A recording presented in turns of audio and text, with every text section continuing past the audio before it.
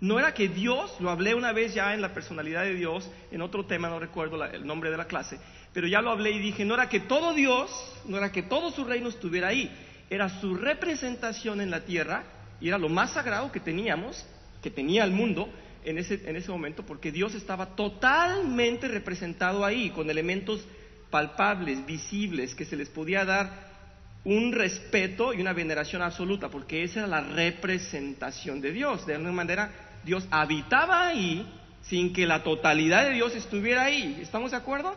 Pero era sagrado y se decía que ahí estaba Dios. No cabe completo ahí, pero lo que ahí había era sagrado. Bien, después dejó de existir en el templo. Y obviamente, cuando viene Jesucristo y muere en la cruz y resucita, entendemos que ya no está el elemento representativo en la iglesia. Ahora dice el Señor, ahora moro en cada uno de ustedes, en espíritu, dentro de ustedes. Ustedes ya son el templo.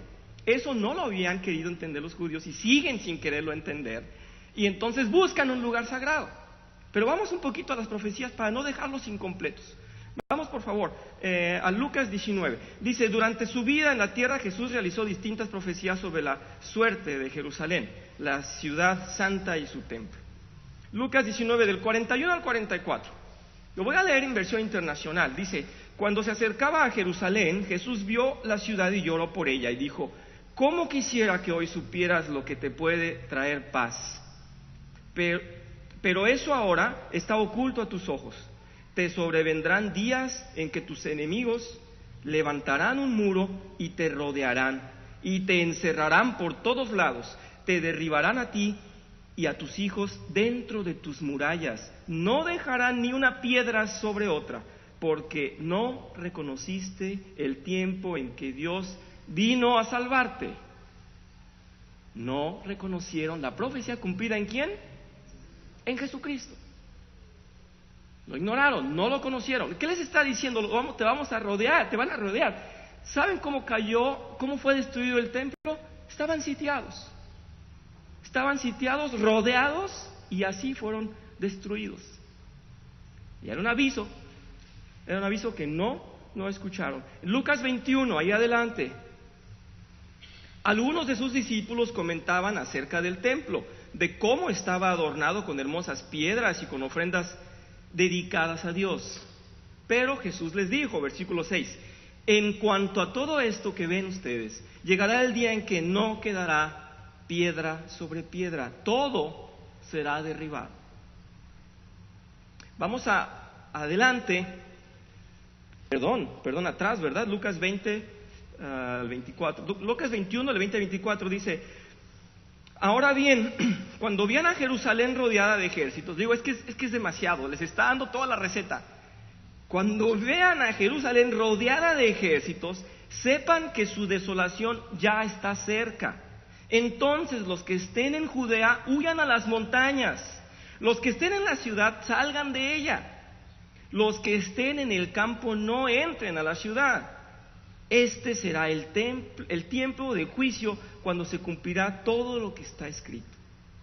Y ya después continúa diciendo, ay de las que estén embarazadas y amamantando, pero la información, la clave, la prevención ahí estaba, cuando estén rodeados. Fíjense que el señor Josefo fue enviado cuando ya estaban rodeados y los romanos dijeron, los vamos a destruir, los vamos a deshacer. Y dijo Josefo, espérate, vamos a negociar. Y le dijo Josefo, salgan, ya es el tiempo. El Señor dijo, salgan, está predicado, está profetizado, salgan porque es el momento de rendirse. Pero ¿qué estás diciendo? Vamos a abandonar el arca de la alianza y nuestros tesoros. Dijo, está señalado, y no quisieron salir. Claro que tenemos que decir, sí, 70, en el año 70. Estamos hablando de la destrucción del templo de Jerusalén, sí. Entonces, fue una desobediencia. Me desconcentré, perdón. Vamos a Mateo 24, por favor. Fue una profecía cumplida totalmente. Mateo 24, del 1 al 2 dice, Jesús salió del templo y mientras caminaba se le acercaban los discípulos, le mostraron los edificios del templo, porque además no era un templo así como una construcción única de un rectángulo, tenía varias salas. la más sagrada estaba súper protegida con una serie de murallas y todo, pero en realidad la construcción era enorme, había muchas salas, muchas alas también, y era un palacio enorme, ¿no? Entonces, cuando salió de ahí, les dijo, les aseguro otra vez que no quedará piedra sobre piedra. Es decir, está narrado en 2 evangelios.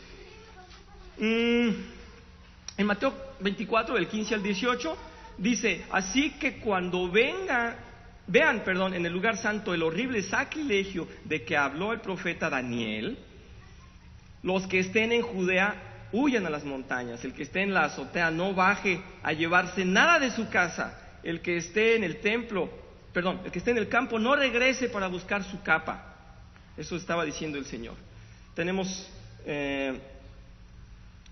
tantas señas de que ya estaba profetizado. Bueno, definitivamente no podemos decir qué bueno que se murieron los judíos. No, se cumplió la profecía del Señor. Si fueron desobedientes y no reconocieron al Mesías, sí. El día de hoy siguen así, sí. Las profecías se han cumplido y siguen cumpliéndose, y los judíos siguen totalmente ciegos, ¿verdad? Vamos a ver la repercusión teológica, porque eso es lo que más se nos va a quedar. Primero ya vimos las profecías, pero vamos a ver hasta dónde se extiende la problemática y cómo es que está el pueblo judío sometido por Dios. Miren, antes de pasar ahí, por favor, quiero dos citas importantes. Entendamos que si el pueblo judío estaba celoso de sus tradiciones, de su heredad, de su linaje, estaban protegidos y no aceptaban palabra externa. Cuando el apóstol Pablo entraba a predicarles, teniendo las credenciales de judío, teniendo el derecho a entrar a las sinagogas, entraba y los molestaba. Siempre se molestaban porque decían, ¿tú por qué nos hablas así? Decía él, bueno, nada más recuerden que yo soy igual que ustedes o más celoso que ustedes porque yo andaba matando a los cristianos. Entonces la palabra que yo les traigo es de convencimiento y liga totalmente con lo que tenemos como información desde el Antiguo Testamento. Entonces dice, todo lo que yo estoy respetando y lo que yo estoy viviendo y lo que yo viví cuando el Señor se presentó a mí es verdad. Concuerda perfectamente. Y Pablo fue un dolor de cabeza para los judíos.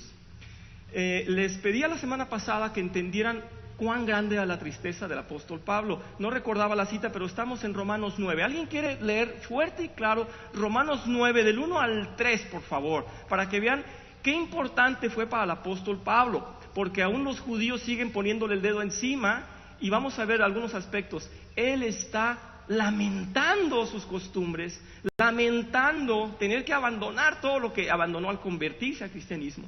Vamos a leerlo, por favor, tal vez Linda, si me hace el favor, Romanos 9, del 1 al 3 o al 4, si el texto nos lo exige.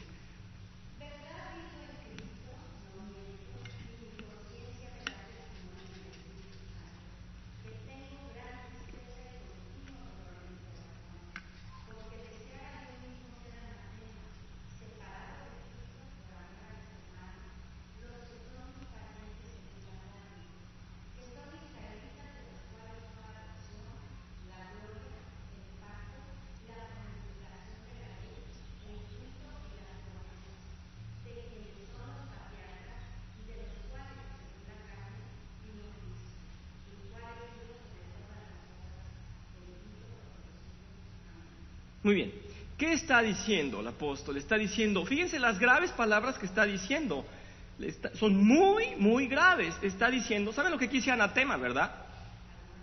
Maldito, maldito, lo peor, contrario a Dios totalmente, lo impuro. Y dice Pablo, mejor fuera anatema con tal de no abandonar mis costumbres. No estoy inventando, lo están leyendo, Romanos 9. Está diciendo Pablo, mejor fuera yo maldito y no fuera yo de Cristo.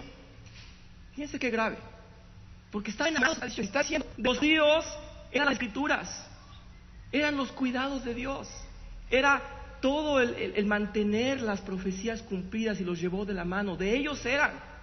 Mejor fuera yo maldito que abandonar todo eso, pero no, dice Pablo, no, porque a Él sea la gloria.